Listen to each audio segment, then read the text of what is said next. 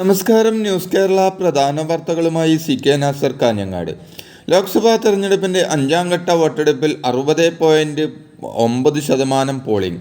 ബംഗാളിലാണ് ഏറ്റവും കൂടുതൽ പേർ വോട്ട് രേഖപ്പെടുത്തിയത്, 73%. മഹാരാഷ്ട്രയിലാണ് കുറവ് പോളിംഗ്, 48.88%.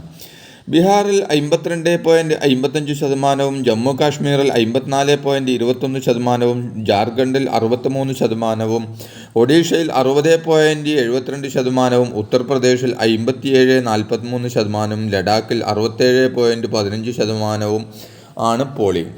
ഇറാൻ പ്രസിഡന്റ് ഇബ്രാഹിം റൈസിയും വിദേശകാര്യമന്ത്രി ഹുസൈൻ അമീർ അബ്ദുള്ള യഹിയാനും ഹെലികോപ്റ്റർ അപകടത്തിൽ കൊല്ലപ്പെട്ടതായി സ്ഥിരീകരിച്ചു. ഇന്നലെ വൈകിട്ട് വനമേഖലയിൽ തകർന്നു വീണ ഹെലികോപ്റ്ററിൻ്റെ അവശിഷ്ടങ്ങൾ ഇന്ന് രാവിലെ കണ്ടെത്തി. പ്രസിഡന്റിനൊപ്പം സഞ്ചരിച്ച പ്രവിശ്യ ഗവർണർ അടക്കം 5 ഉന്നതരും അപകടത്തിൽ മരിച്ചു. പൈലറ്റും സഹപൈലറ്റും ഉൾപ്പെടെ ഹെലികോപ്റ്ററിൽ ഉണ്ടായിരുന്ന 9 പേരും കൊല്ലപ്പെട്ടു. ഇറാൻ പ്രസിഡന്റ് ഇബ്രാഹിം റൈസിയുടെ മരണത്തിൽ അനുശോചനം രേഖപ്പെടുത്തി പ്രധാനമന്ത്രി നരേന്ദ്രമോദി. അദ്ദേഹത്തിൻ്റെ വിയോഗത്തിൽ അഗാധമായ ദുഃഖവും ഞെട്ടലും രേഖപ്പെടുത്തുന്നു. ഇന്ത്യ ഇറാൻ ഉഭയകക്ഷി ബന്ധത്തിൽ ശക്തിപ്പെടുത്തുന്നതിൽ അദ്ദേഹം നൽകിയ സംഭാവനകൾ എക്കാലവും ഓർമ്മിക്കപ്പെടും. അദ്ദേഹത്തിൻ്റെ കുടുംബത്തോടും ഇറാനിലെ ജനങ്ങളോടും അനുശോചനം അറിയിക്കുന്നു. ഈ ദുഃഖത്തിൽ ഇന്ത്യ ഇറാനോടൊപ്പം നിൽക്കുന്നു, മോദി എക്സിൽ കുറിച്ചു. പെരുമ്പാവൂരിലെ നിയമ വിദ്യാർത്ഥിനിയുടെ കൊലപാതക കേസിൽ പ്രതി അമീറുൽ ഇസ്ലാമിൻ്റെ വധശിക്ഷ ഹൈക്കോടതി ശരിവെച്ചു. അമീറുൽ ഇസ്ലാം നൽകിയ അപ്പീൽ ഹൈക്കോടതി തള്ളി. വധശിക്ഷക്കെതിരെ പ്രതി അമീറുൽ ഇസ്ലാം നൽകിയ അപ്പീലിലാണ് ഹൈക്കോടതിയുടെ വിധി. കുറ്റവിമുക്തനാക്കി വെറുതെ വിടണമെന്നായിരുന്നു പ്രതിയുടെ ആവശ്യം. സംസ്ഥാനത്തെ LDF സർക്കാർ 3 വർഷം പൂർത്തിയാക്കുമ്പോൾ ജനകീയ വികസന മാതൃക കൂടുതൽ കരുത്തോടെ മുന്നോട്ട് കൊണ്ടുപോകാൻ കഴിഞ്ഞുവെന്ന് മുഖ്യമന്ത്രി പിണറായി വിജയൻ അഭിപ്രായപ്പെട്ടു. പ്രകടന പത്രികയിലെ വാഗ്ദാനങ്ങൾ നിറവേറ്റിയും പുതിയ പദ്ധതികൾ ഏറ്റെടുത്തും കേരള വികസന മാതൃക പുതിയ ഉയരങ്ങളിലേക്ക് കുതിക്കുകയാണ്. കേരളത്തിൻ്റെ ശോഭനമായ ഭാവിക്കും സമഗ്രമായ പുരോഗതിക്കുമായി നമുക്ക് പ്രയത്നിക്കാമെന്നും മുഖ്യമന്ത്രി പറഞ്ഞു. അമീബിക് മസ്തിഷ്ക ജ്വരം ബാധിച്ചു ചികിത്സയിലായിരുന്ന 5 വയസ്സുകാരി മരിച്ചു. മലപ്പുറം മുന്നിയൂർ സ്വദേശി ഫത്വയാണ് മരിച്ചത്. ഒരാഴ്ചയായി കുട്ടി കോഴിക്കോട് മെഡിക്കൽ കോളേജ് ആശുപത്രിയിൽ വെന്റിലേറ്ററിൽ ചികിത്സയിലായിരുന്നു. മലപ്പുറം കടലുണ്ടിപ്പുഴയിൽ നിന്നാണ് വൈറസ് ബാധ ഏറ്റതെന്നാണ് സംശയം.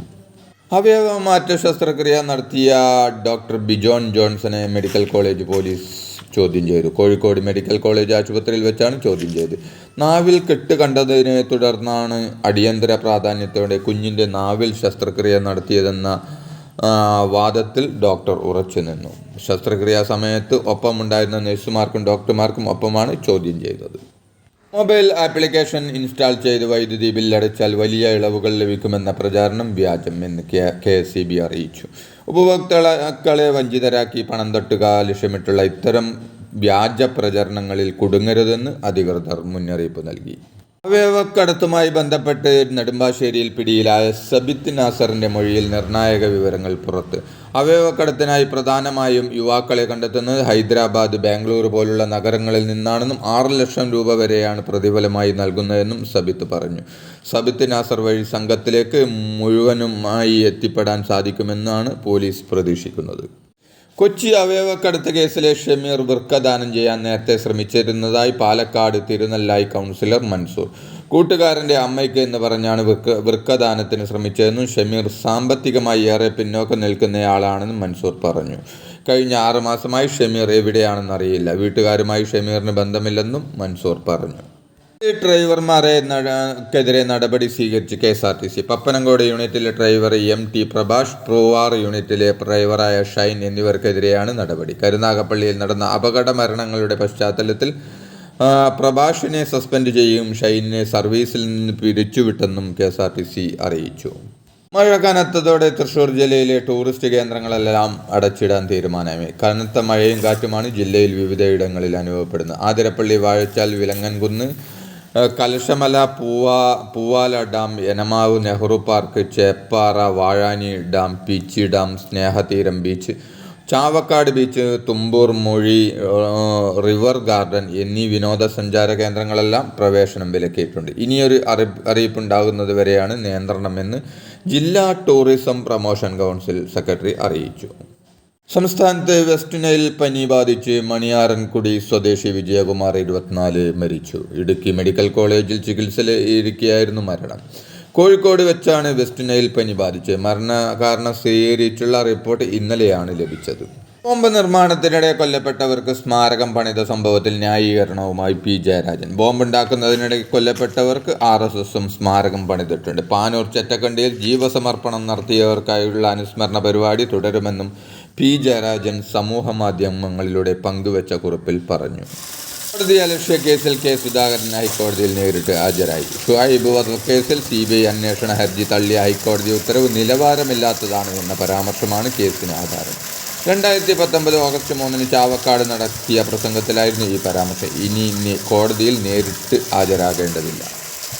പെരുമ്പാവൂരിലെ നിയമ വിദ്യാർത്ഥിനിയുടെ കൊലപാതകത്തിലെ പ്രതി അസം സ്വദേശി അമീറുൽ ഇസ്ലാമിൻ്റെ വധശിക്ഷ ഹൈക്കോടതി ശരിവെച്ചതിനെ തള്ളി അഭിഭാഷകൻ അഡ്വക്കേറ്റ് BA ആളൂർ. കൊലപാതകത്തിൽ അമീറുൽ ഇസ്ലാം നിരപരാധിയാണെന്നും കുറ്റം ചെയ്തത് മറ്റാരോ ആണെന്നും വിധിക്കെതിരെ സുപ്രീം കോടതിയിൽ അപ്പീൽ പോകുമെന്നും ആളൂർ പറഞ്ഞു.